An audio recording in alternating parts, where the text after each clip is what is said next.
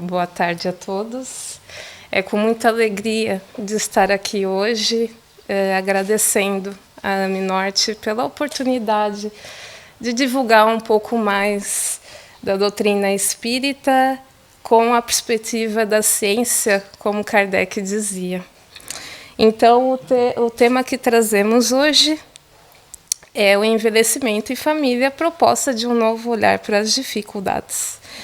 E já dando início à realidade de Portugal, porque nós vamos nos centrar em Portugal, é que nós temos um desafio enquanto aqui no país. É que o índice de envelhecimento está aumentando, não só em Portugal, como na Europa, mas como na humanidade inteira. Assim como a taxa de dependência em Portugal também tem vindo a aumentar nos últimos anos, e o índice de longevidade também. E isso, do ponto de vista espiritual, nos quer dizer alguma coisa. Porque se os espíritos costumam dizer que quando se vive mais é por necessidade, também temos que começar a pensar, se calhar nós precisamos. Então, é um sinal para nós refletirmos que temos que fazer a nossa reforma íntima e que nós temos um desafio da prática do verdadeiro amor universal, que tanto se fala em todas as religiões, em todas as crenças, e não só, como um estilo de vida, né? Praticar o bem. Então, nós falaremos sobre a integridade familiar do ponto de vista científico. Há um modelo americano, porque não há muitas referências de estudo teórico em relação à família e o idoso. Então, há um modelo de questões que foi feito nos Estados Unidos e explicou o que seria a integridade familiar, ou seja, a qualidade, né?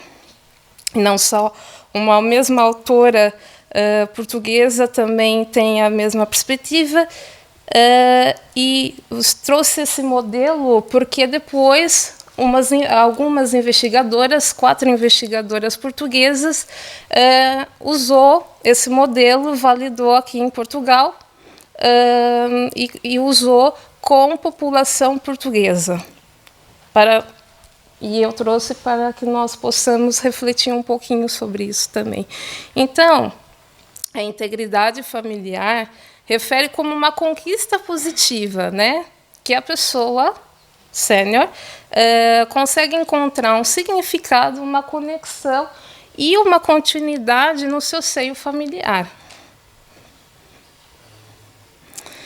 E ele sente um profundo sentimento de paz, né, com o seu próprio passado, presente e futuro.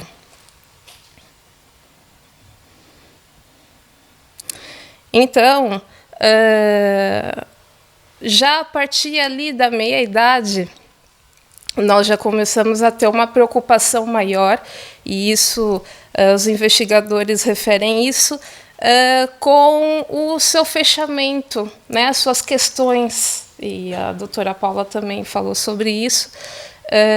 Então, já começa a se preocupar e buscar por isso, de forma indireta ou diretamente. E ela pode se manifestar em três situações que estão interrelacionadas, né? A transformação dos relacionamentos ao longo do tempo de maneira dinâmica e responsiva às mudanças nas necessidades do ciclo de vida de cada membro familiar. Depois, na segunda relação, resolução ou aceitação de perdas passadas ou conflitos familiares, tanto com os que morreram quanto com os que estão ainda vivos. A criação compartilhada de significado, transmitindo legados individuais e familiares através das gerações. Agora, comentando aqui a parte das fragilidades dos senhores, né, com relação às famílias. Então, aqui, a Pimentel e Silva referem, os dois autores, referem que existe uma visão idadista, que idadista nada mais é do que uma discriminação com a idade, né? A doutora Carolina estava referindo, e eu refleti muito, por causa que a criança já passa por idadismo também. Mas a criança está ali em desenvolvimento. Ela não é tão consciente, não é até aos 7 anos, como diz a espiritualidade, ela está mais para lá do que para cá. Mas imagine, a mesma atitude para com uma criança ter a mesma atitude para com uma pessoa idosa. É uma pessoa que viveu uma vida inteira, tem uma história, tem a sua identidade, não é? De uma forma multidimensional. E então, quando a pessoa se depara a ser tratada de uma forma infantil e discriminada, é muito difícil. Isso mexe bastante com a autoestima e outras questões que mais à frente nós vamos falar sobre isso também. Então, o que acontece? A pessoa idosa, ela vai acabar dando essa crença, permitindo essa crença pelas suas fragilidades, que todos nós passaremos, ou estamos passando, mas passaremos com mais intensidade, ou não, se desencarnarmos antes, mas um dia, porque há muitas reencarnações ainda pela frente. Então, esse comportamento discriminatório tem grande impacto negativo no sênior. A desvalorização das capacidades para gerir desde coisas básicas do dia a dia e gerir bens. Por exemplo, nós vemos muito familiares... não, deixa estar. Vai ao cabeleireiro, olha, eu quero cortar o meu cabelo de tal maneira. Não, porque isso ainda vai ficar grande, tem que ser curtinho, assim, assado. Não permite a pessoa tomar a sua própria decisão. São coisas simples. A pessoa quer a casa de uma maneira, o idoso, e vai lá, o familiar quer controlar tudo. Às vezes quer super proteger. Não é que a pessoa queira mal, mas ela quer proteger. Mas nem sempre a proteção demasiada é saudável, ela pode ser prejudicial.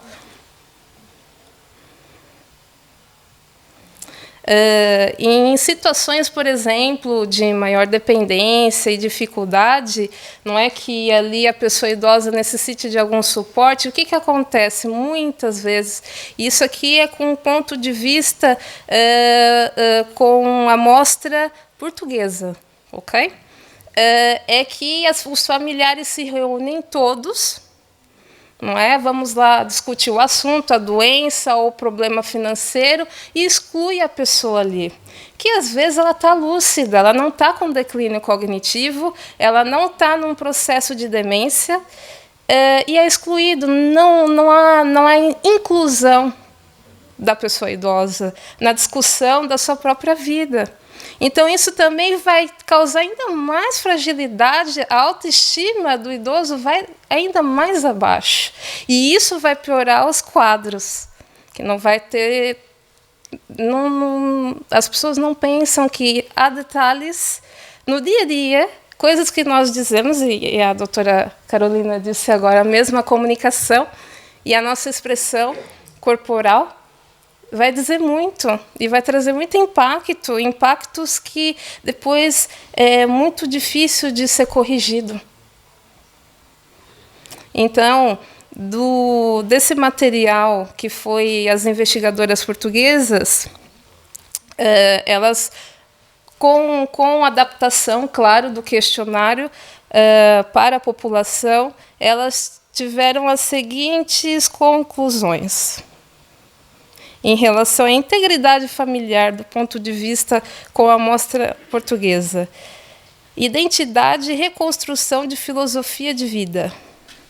Tem muita a pessoa idosa tem muito essa necessidade. Aceitação e ou resolução de conflitos. Sentimento de tarefas do passado acabadas. Ausência de arrependimentos. Satisfação com a transmissão de legado. Sentimento de um lugar respeitado na família. Construção congruente de lembrança familiar. Passado resolvido, continuidade de relações com amadurecimento. Então, maior aceitação do eu, maior aceitação do outro. Objetivos de vida centrados no presente e futuro, com o passado resolvido, consequentemente, isso vai ser positivo. Então, isso aqui é integridade familiar, qualidade para a pessoa idosa em relação à sua família. E sentimento de utilidade, com a questão da autoestima. O idoso necessita demasiado de ser útil. Não é porque ele tem limitações orgânicas que ele já não vai ter utilidade. Muito pelo contrário. É aí que é um momento de oportunidade para aqueles que ainda têm lucidez de trabalhar sua moral. Porque nada é por acaso. É aí nós temos que começar desde quando criamos a consciência de nós próprios, não é? Que é bem cedo até. Mas essa fase é que nós temos que ainda nos preocupar ainda mais quando nós, durante a nossa trajetória de vida, não procuramos o fazer. Depois, do ponto de vista mais, digamos assim, negativo, a desconexão, alienação familiar, que é assim que as autoras definiram. Deixa eu pôr aqui. Sim, ausência de inadequação, de redefinição da identidade, filosofia de vida indefinida. Já vê que é completamente o oposto da integridade. Aceitação e ou resolução de conflitos, sentimento de tarefas do passado inacabadas. Ausência de arrependimentos, satisfação com a transmissão de legado, ou seja, tudo é o oposto. É o contrário. Ou seja, a pessoa já tende de se afastar da família, ou a própria pessoa idosa realmente se afasta, não é só os próprios familiares, ou é os familiares. Ou a própria pessoa idosa é uma pessoa mais difícil, porque ali já começa a ver assuntos que não estão muito bem definidos e que não estão solucionados. E então já começam os atritos aí, que podem ali gerar durante uma vida toda, ou pode sim ter afastamento 100% da sua relação familiar também. Então, eu vou entrar para a parte espiritual e que liga muito com os resultados que as autoras falam, porque imaginemos assim: como é que eu consigo viver em paz? Vou voltar numa parte ainda, acho que é mais importante. Nós envelhecemos, as limitações orgânicas aumentam. Há quem diga, às vezes, alguns amigos espirituais referem que pode ser uma bênção, uma demência, um declínio cognitivo, porque a pessoa não está ali 100%. Em desdobramento, ela estará. Mas ali, no corpo, não. Mas uma pessoa com lucidez, ela tem essa possibilidade de refletir da sua parte moral. Então, nós temos que pensar o seguinte, é que como é que nós conseguimos viver sem reparar as nossas faltas ou sem reconciliar com o outro? Então, para viver da melhor maneira e ter uma velhice positiva, e não só, para todos nós em qualquer ciclo da vida, nós temos que, durante o nosso percurso, evangelizar a nossa alma. E diria mais, para aqueles que não são religiosos ou que possam até estar aqui por uma questão de curiosidade, a ciência já fala nisso, a questão do comportamento, dos nossos pensamentos, dos nossos hábitos de vida, vai ter muito impacto com a nossa saúde. Demasiado. Então, a ciência fala sobre isso. Então, nós não podemos ficar em paz quando nós estamos desajustados com algum familiar, com alguma pessoa que passou no nosso caminho. Então, vem o Evangelho de Jesus, que é uma cartilha de bem viver, porque ele explica de forma raciocinada as nossas mazelas e por que nós passamos por determinadas coisas. Então, nós estamos num mundo de provas e expiações. Nós estamos reencarnando e nós necessitamos disso. Por quê? Porque nós estamos numa escola com caráter de hospital. Nós estamos aqui nos reabilitando e nos recuperando uns com os outros. E a questão da família, ela não está de fora. A família são pessoas que nós estamos nos reabilitando e nos ali reestruturando. Afetos. Porque nós fomos afetados uns com os outros, então nós retornamos. Então, já aí é uma coisa a refletir. E nós, quando estamos na velhice, o que acontece? Nós estamos voltando para a nossa verdadeira casa.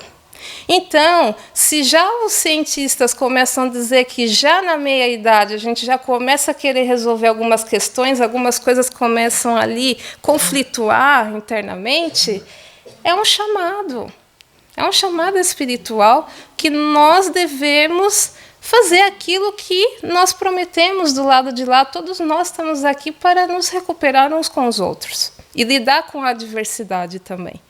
Então, uma parte do Evangelho, bem-aventurados misericordiosos. Perdoai para que Deus vos perdoe. Ora, se eu não perdoar a mim ou ao próximo, eu não consigo viver em paz. Não há sossego que chegue no nosso coração. Reconciliar-se com os adversários, o sacrifício mais agradável a Deus. Então, quando fala no Evangelho você se reconciliar com o seu próximo, ele é fundamental. Então, por isso que muitas vezes as pessoas, quando estão ali à beira da morte, ou quando ela está mesmo envelhecendo e a sua saúde, e também aqui nas referências não coloquei, mas as investigadoras também comentam que a situação de agravamento da saúde, alguma patologia que também apareça ou que se agrave, é quando querem apressar mais ajustar as suas relações familiares. Por quê? Porque a gente está voltando para casa e nós prometemos fundos de coisas, né? Muitas coisas do lado de lá. E nós podemos não ter consciência, inconsciente, mas nosso interior sente que alguma coisa está pedindo para nos modificarmos enquanto é tempo. Amai os vossos inimigos. Por quê? Porque nós devemos realmente amar os nossos inimigos. E às vezes o inimigo está dentro da própria família. Então, nós também temos que cultivar isso. Honra teu pai e a tua mãe. A piedade filial, quem é minha mãe e os meus irmãos. Então, por exemplo, honra teu pai e a tua mãe. Foi falado aqui, não é que nós não devemos fazer como um dever.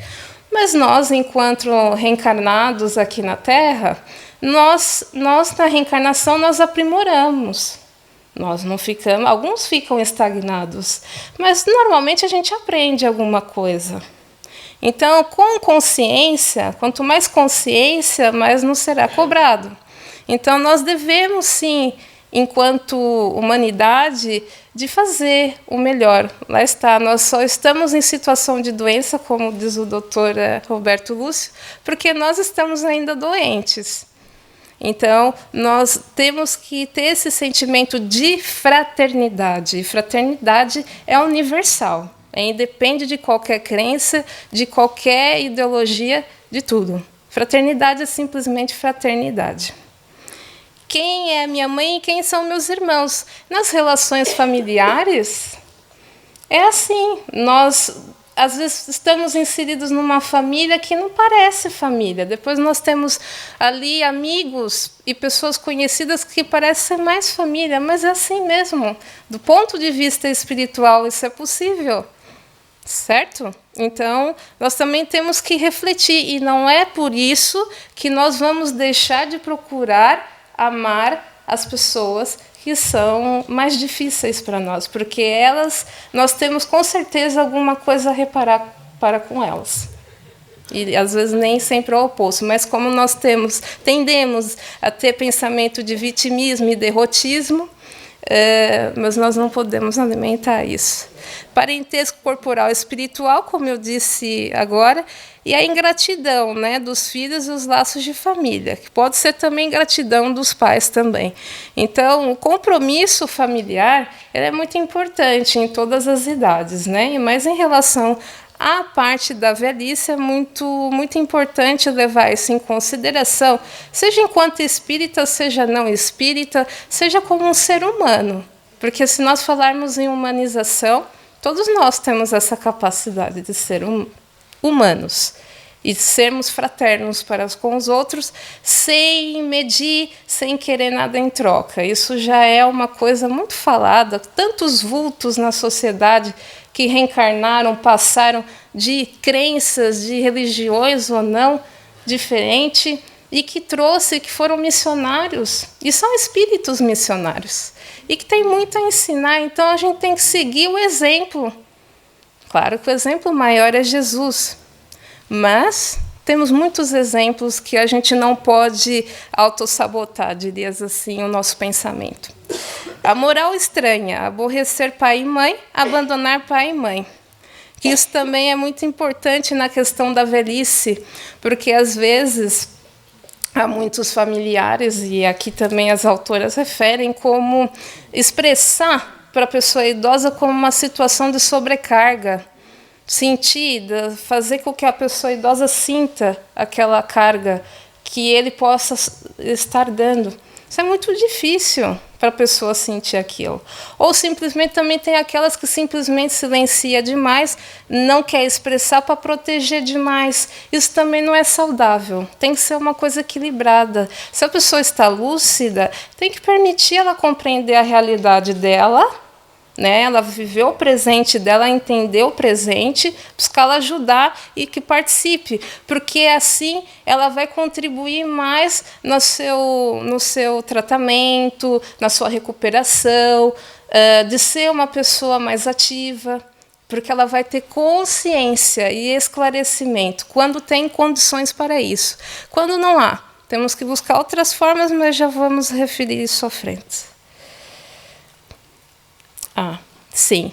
Tem na questão do Livro dos Espíritos, tem um homem o direito de repousar na velhice?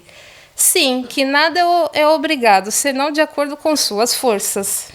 Mas aí, Kardec perguntou de novo, mas que há de fazer o velho que precisa trabalhar para viver e não pode? O forte deve trabalhar para o fraco. Não tendo este família, a sociedade deve fazer às vezes desta. É lei da caridade. Foi o que eu disse anteriormente. Então, os espíritos estão afirmando. Enquanto sociedade, independente do que for, a lei universal é o amor. Então, o amor é o quê? Caridade. Então, nós temos que fazer isso. Nós já estamos mais que na hora de caminhar por e mudar, fazer uma reprogramação mental de nós próprios para refletir na sociedade, como já foi dito aqui. Então, os laços de família, né, no Evangelho tá a dizer isso, ok? Ele não é destruído, né? Ele faz que as pessoas se unam, porque há relações mais complicadas, sim, é verdade, e que parece que vai ser tudo do pior. Mas faz parte, nós temos que passar por esse processo até conseguirmos nos amar. E nós necessitamos dos papéis familiares, ou seja, ser pai, mãe, filho, filha, e etc., porque a nossa condição evolutiva, ainda nós precisamos de papéis para conseguir desempenhar o amor que nós estamos engatinhando muito ainda. Então, familiares têm mais afeição pelo outro e outras inclinações são semelhantes. E alguns se reencontram nos círculos e trabalham em conjunto, né, na sua reencarnação, em ambas reencarnações. Também há situações de espíritos que também têm mais antagonismo, e isso ocorre. E aí, do ponto de vista espiritual, por exemplo, quando o idoso é antagônico com o filho, que isso ocorre, nós devemos compreender, não é, que para além do antagonismo que é reencarnatório, e nós não queiramos saber qual foi o motivo, por quê, não é isso que interessa. O que interessa é como eu vou ultrapassar essa reencarnação com aquele familiar. Isso é o mais importante, e passar de forma sadia, positiva. E como é que eu posso fazer isso? Buscar esclarecimento e ajuda, quando nós não conseguimos fazer sozinho. Então, nós temos que compreender que, para além do antagonismo, o idoso é mais frágil.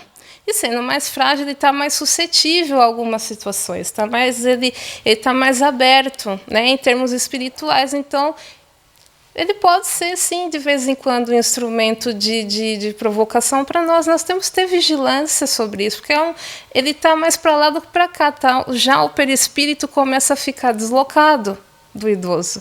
Então, ele é mais suscetível. E nós temos que compreender, nem tudo é espiritual, também é descompensação orgânica, mas nós temos que olhar também com empatia, porque amanhã poderá sermos nós, e até em condição pior. Então, nós temos que praticar o melhor possível e cuidar muito bem das nossas relações, não só familiares, mas também as relações com as pessoas que estão à nossa volta, porque quem não é solidário vai acabar ficando solitário. E tudo que nós semeamos, nós vamos colher. Isso a gente está cansado de saber, dentro da doutrina, fora da doutrina. A gente ouve isso, lê isso em todo lado. Então, já é uma verdade. Uma verdade que ela tem atração. E nós devemos cultivar muito bem os nossos laços com as pessoas e devemos ser, sim, fraternos, devemos ter entrega e de forma genuína, não tendo segundas intenções. Em relação à parte de nós reconciliarmos também com as pessoas em dificuldade, que são dentro da própria família, ao invés de a gente, eu não vou atrás, vai ficar para outra reencarnação e tudo. Não, nós devemos tentar reconciliar, porque depois que a pessoa desencarna, e você também, você não sabe o que vai acontecer.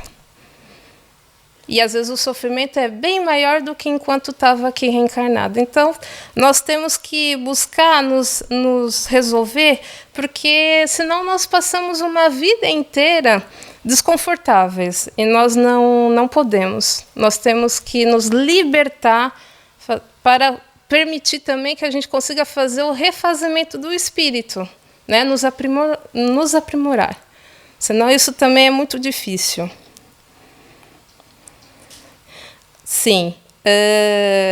A perda, isso também vai muito de encontro... não está aparecendo. Vai muito de encontro com o que as autoras disseram, né? Que a perda da identidade afetuosa afasta os membros que a constituem, preservando os interesses egoístas, aos quais cada qual mais se apega em luta renhida entre os diversos membros, sempre disputando sua fatia mais lucrativa. Então, nós temos que também levar isso em consideração das nossas atitudes, porque, às vezes, o que acontece dentro da família, às vezes, é até construção nossa. Construção das nossas atitudes ou de algumas faltas que nós causamos, não só o que o outro nos faz. Às vezes, somos nós, durante anos, que construímos determinada atitude no outro, e temos que refletir sobre isso também. Então, Sim. Nós temos que ter essa perspectiva em relação à família e à espiritualidade, de que nós não estamos, por acaso, uns com os outros. E nós estamos aqui a melhorar uns com os outros. E dentro do envelhecimento é um desafio, é difícil, não é fácil, mas nós temos que praticar a lei de amor e de caridade e evangelizar. E quando nós não estamos suportando lidar com a situação, também buscar formas e apoio para isso também. Deixa eu ver o que eu vou saltar aqui, sim.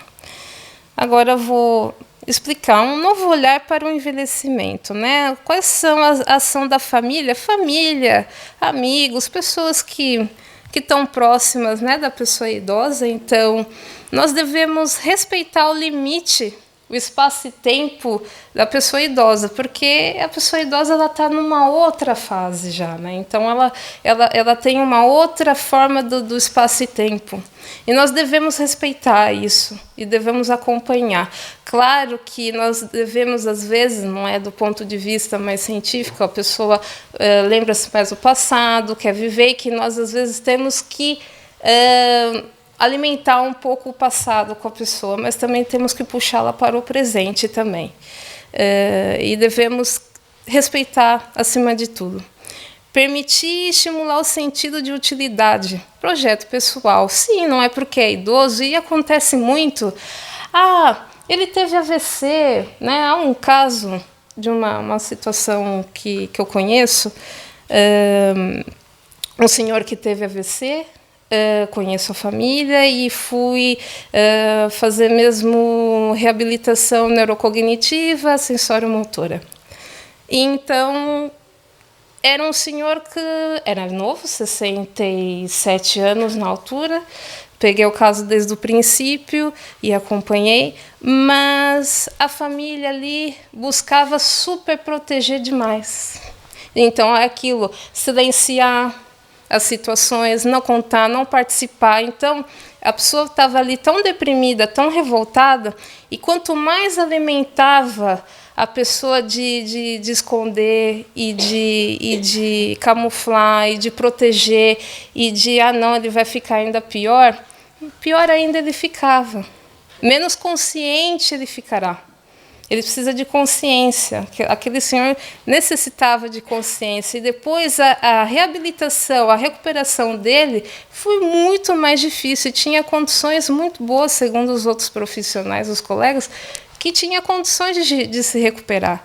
Mas o comportamento de toda a família estava prejudicando o processo de reabilitação dele, em todos os sentidos.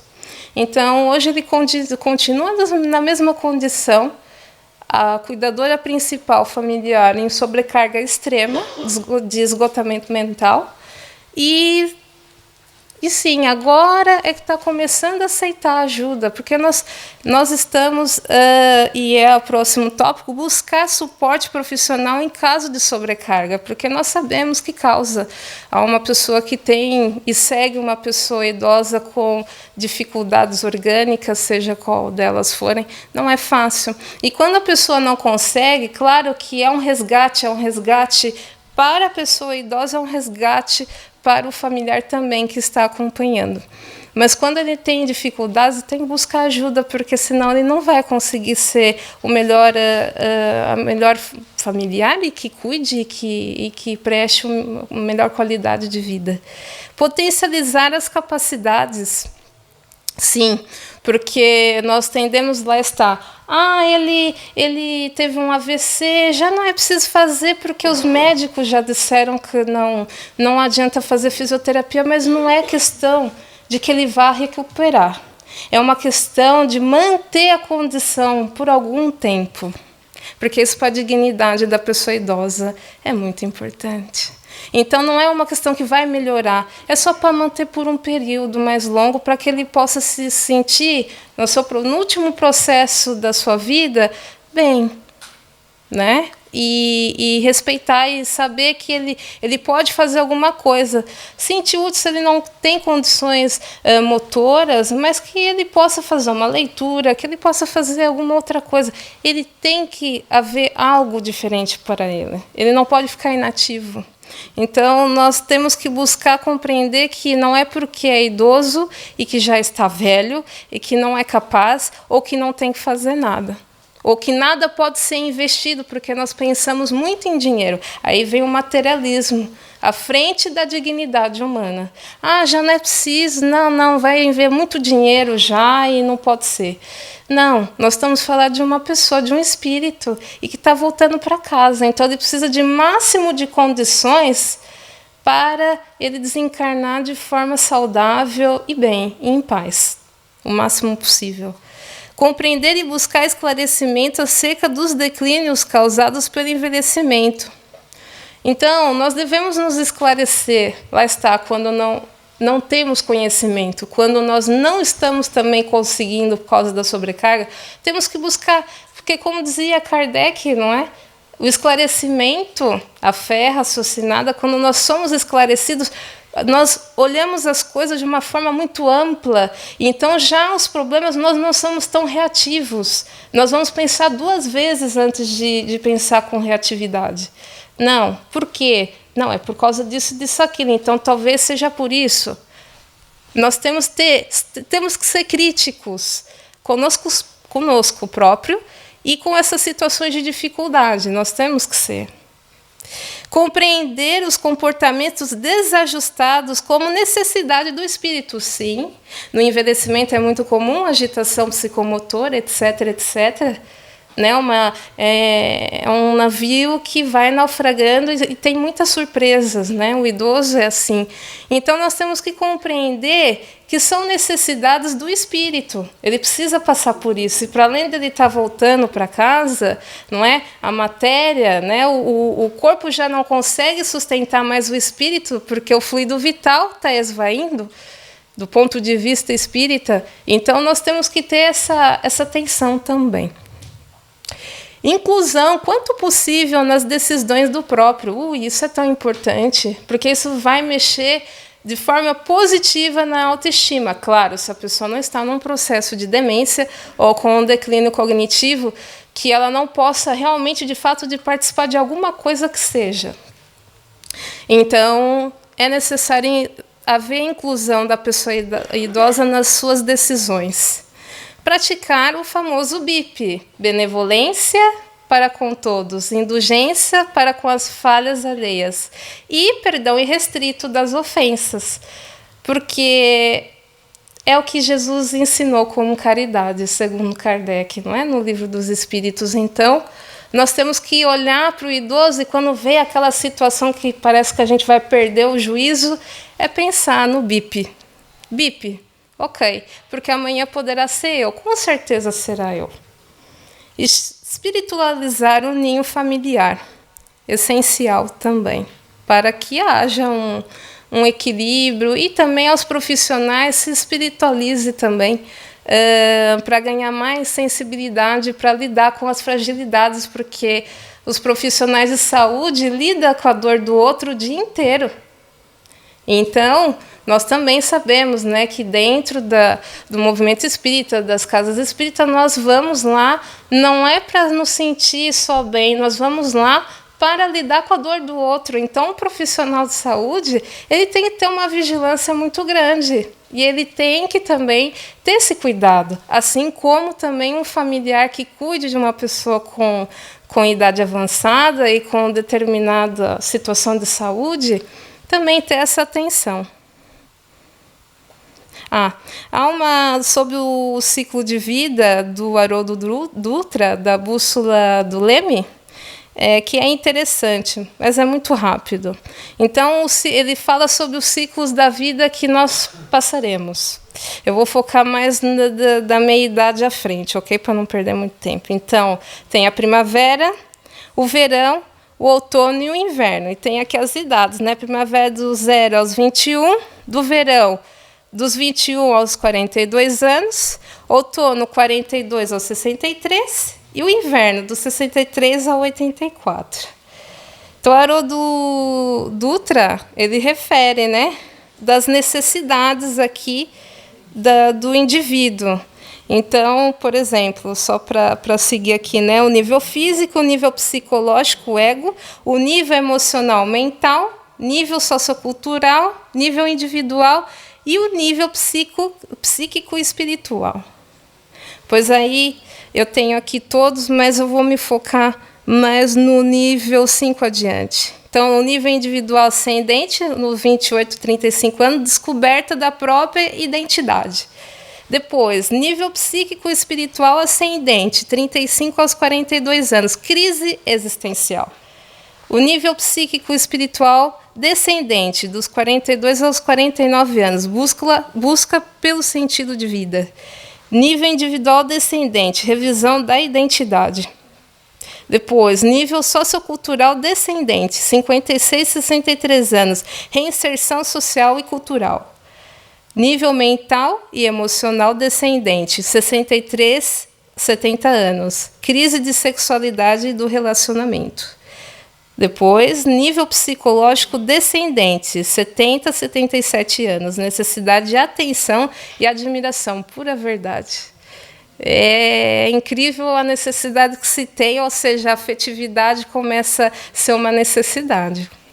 Nível físico descendente, 77, 84 anos, limitação física e orgânica. Então, o Haroldo Dutra, ele teve esse pensamento de que nós passamos por ciclos e vai tendo as necessidades. Nós vamos e depois nós vamos descendo novamente com essas necessidades. Então, nós temos que refletir como a parte espiritual é tão importante para o nosso reajustamento durante a vida.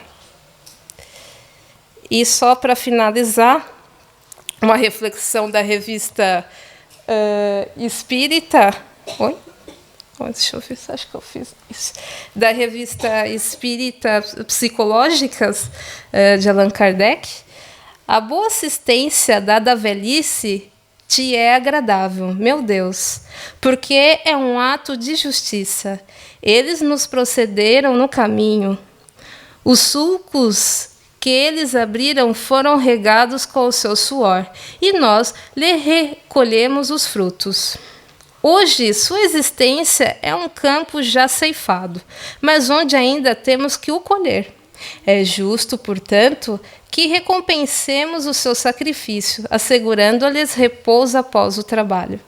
É um dever para nós, pois queríamos que o mesmo fosse feito conosco, mas para realizá-lo dignamente, nos é necessária tua assistência, pois temos consciência de nossa fraqueza. Que possamos ter essa reflexão e que assim seja. Muito obrigada.